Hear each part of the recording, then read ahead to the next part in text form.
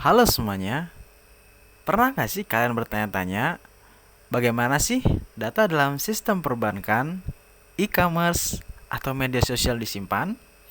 Yap, jawabannya adalah basis data.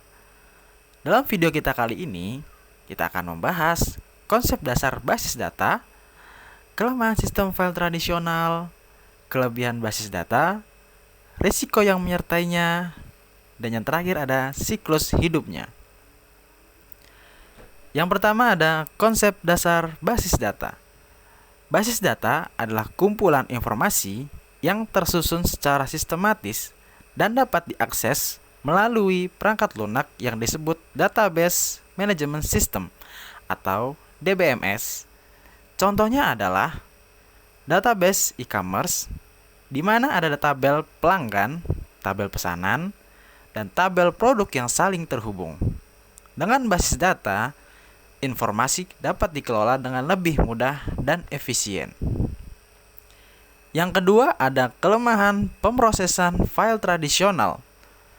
Sebelum basis data berkembang, data disimpan dalam sistem file tradisional. Namun, cara ini memiliki banyak kelemahan, seperti redundansi data atau data yang tersimpan di banyak file, lalu inkonsistensi data, yaitu data dalam satu file bisa berbeda dengan file yang lain, lalu ada sulit diakses, tidak ada sistem pencarian yang cepat dan efisien, dan keamanan yang lemah, tidak ada kontrol akses yang ketat untuk mencegah penyalahgunaan data. Lalu yang ketiga, ada kelebihan pendekatan basis data. Dengan menggunakan basis data, berbagai kelemahan tadi bisa diatasi. Berikut kelebihannya. Yang pertama ada data terpusat dan konsisten. Jadi semua informasi tersimpan di satu tempat, mengurangi duplikasi. Yang kedua, akses cepat dan mudah. Data bisa dicari dan diperbaharui dengan cepat menggunakan SQL. Yang ketiga, keamanan lebih baik. Pengguna memiliki hak akses yang berbeda-beda sesuai kebutuhan. Dan yang keempat, mendukung multi-user.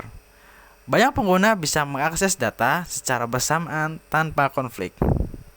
Lanjut materi selanjutnya, yang keempat, ada resiko basis data.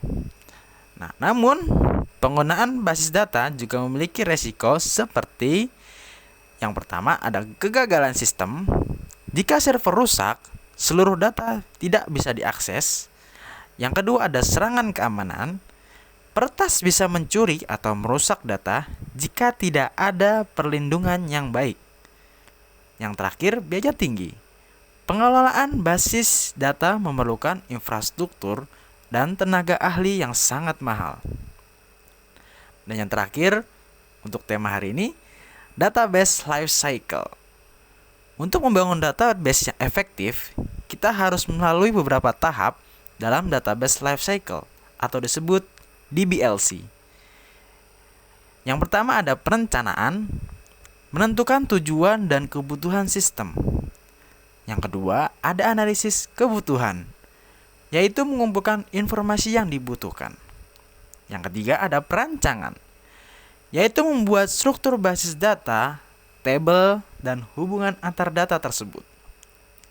Yang keempat ada implementasi, menggunakan DBMS untuk membangun basis data. Yang kelima ada pengujian, menggunakan DBMS untuk membangun basis data. Dan yang terakhir ada pemeliharaan, gunanya memperbarui data dan menjaga keamanan sistem. Nah, itulah gambaran dasar tentang basis data dan bagaimana pentingnya dalam dunia digital saat ini. Dengan memahami konsep ini, kita bisa lebih menghargai bagaimana data digunakan dalam kehidupan sehari-hari, mulai dari media sosial, perbankan, hingga e-commerce. Jangan lupa untuk terus belajar dan eksplorasi lebih lanjut. Terima kasih.